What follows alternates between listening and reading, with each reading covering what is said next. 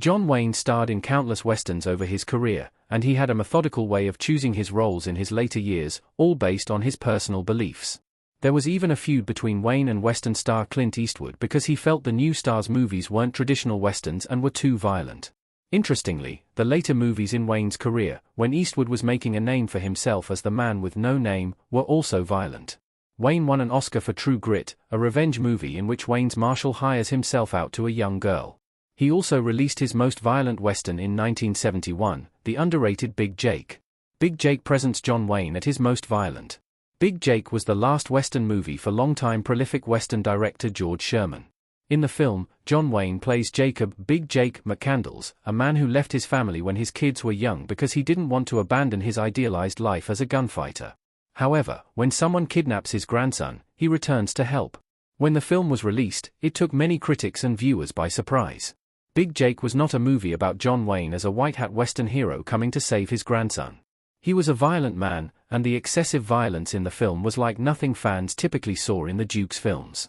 This is shocking since John Wayne blasted Clint Eastwood for the violence in his movies, specifically with a letter he wrote after High Plains Drifter was released. However, Wayne embraced the violence in Big Jake, even opening the film with a massive massacre, and using blood squibs, a rarity for Wayne movies.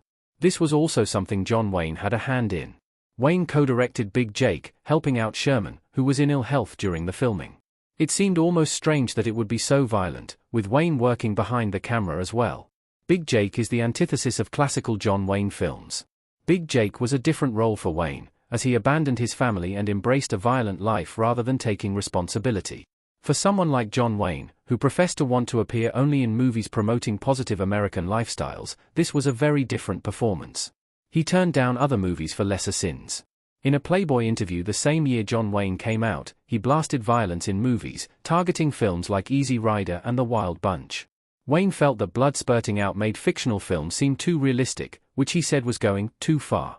As for Big Jake, Wayne tried to add humor to help balance out the scenes of extreme violence. Big Jake shares a similarity with The Searchers concerning family. There is one thing in the movie that plays close to John Wayne's greatest western, The Searchers. In that movie, Wayne set out to save his niece, who was kidnapped by a Native American tribe. When he learned she was happy with the tribe and had assimilated with them, he chose to kill her to save her.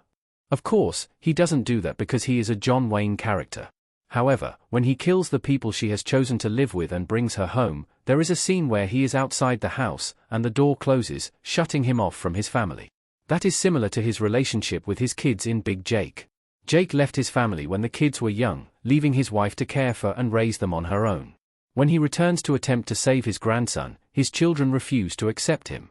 They know he abandoned them, and they want nothing to do with this violent, selfish man. They shun him, push him away, and he is not part of the family.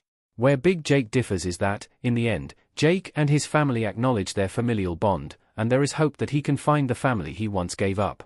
However, as with The Searchers, there is a case to be made that he might not deserve it.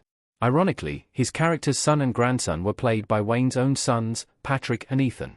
Big Jake offers up John Wayne's final collaboration with Maureen O'Hara.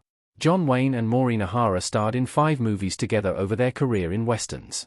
According to O'Hara, this was because she was the only woman big enough and tough enough to match up with Wayne as a romantic interest. Of those 5 movies, the last one was Big Jake, and O'Hara retired after this film. Their best movie was easily The Quiet Man, which was not a western, but a brilliant drama about life in the American West. However, their relationship in Big Jake was different from all their other collaborations. That is because they were married, but Jake left her to fend for herself and raise their kids alone.